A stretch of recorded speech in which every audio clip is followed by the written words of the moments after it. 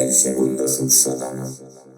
Continuando con la teoría, vamos a ver ahora los códigos de estado. ¿Qué son los códigos de estado? Pues bueno, ante cada petición que realiza el cliente se retransmite la correspondiente respuesta por el canal de control. Entonces, el servidor actúa en consecuencia y devuelve una respuesta formada por un código de estado y un mensaje informativo. Esos códigos de estado están formados por 3 dígitos que informan sobre cómo se ha ejecutado el comando. El primer dígito contiene información simple, el segundo aporta más información y el tercero informa de manera precisa.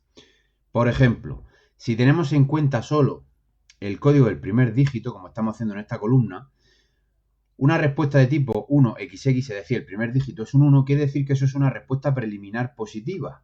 Se ha iniciado la acción requerida y se debe esperar otra respuesta antes de enviar otro comando.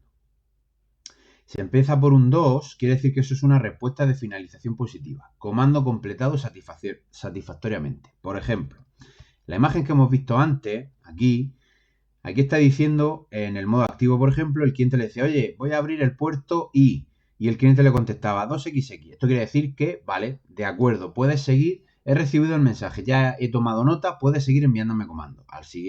A continuación el cliente le envía otro comando y a partir de él el servidor le dice, oye, vale, lo he recibido pero no me envíes más comandos. Espérate porque vamos a hacer una transferencia. Entonces cuando el servidor inicia aquí la transferencia y se transfiere el archivo. Y por último, le vuelve a decir que ya ha terminado la transferencia el servidor al cliente, con lo cual ya podría seguir enviándole comandos. Y de forma análoga, pues pasa lo mismo en modo pasivo, ¿vale?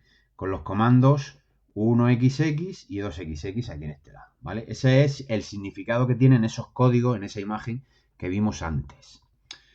Bueno, también están los códigos que empiezan por 3, que sería respuesta intermedia positiva, es decir, falta información para poder realizar el comando. Lo que pasa es que el cliente tiene que enviar otro comando que incluya dicha información.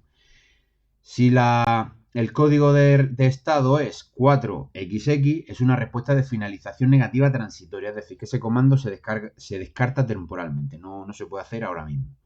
Y si es la 5XX, quiere decir que es una respuesta de finalización negativa permanente, o sea que eso no se puede hacer, que está denegado el permiso para realizar la acción que se ha solicitado. Bueno, vamos a pasar ahora a los usuarios y grupos y al acceso anónimo. Cuando yo me voy a conectar por FTP, tengo que proporcionar o crear una sesión entre cliente y servidor. Para crear esa sesión, un requisito previo es el nombre de usuario y la clave de ese usuario. Eso hará que esa sesión sea una sesión válida. Dependiendo de la versión del servidor y de cómo esté configurado, el acceso será diferente. De hecho, hay una peculiaridad en Windows Server que ya veremos, que es que a la hora de poner el nombre de usuario, yo antes tengo que indicar cuál es el host virtual, el nombre del host virtual al que me voy a conectar.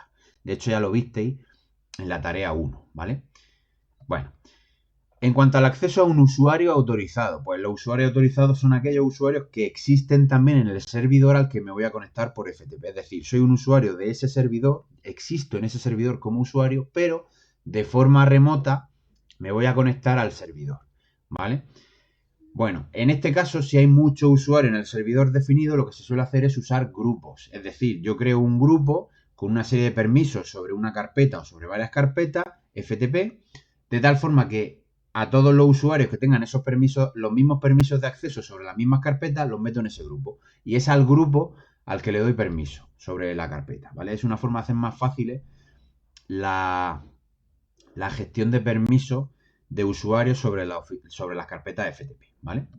Y luego tendríamos también el acceso anónimo. El acceso anónimo es cuando ese usuario que se conecta al servidor FTP no existe como usuario real en el servidor, sino que es cualquier otro tipo de usuario al que se le llama Anonymous, ¿vale? Normalmente este tipo de usuario Anonymous pues tendrá el acceso que le hayan dado en el servidor al usuario anónimo, pero suele ser un tipo de acceso muy restringido, normalmente en modo lectura, ¿de acuerdo?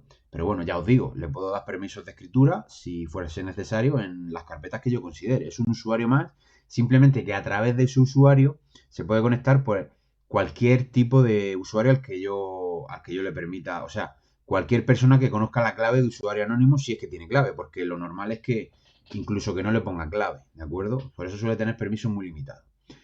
Y bueno, y si se usa clave, normalmente suele ser la dirección de correo electrónico del usuario real, ¿vale?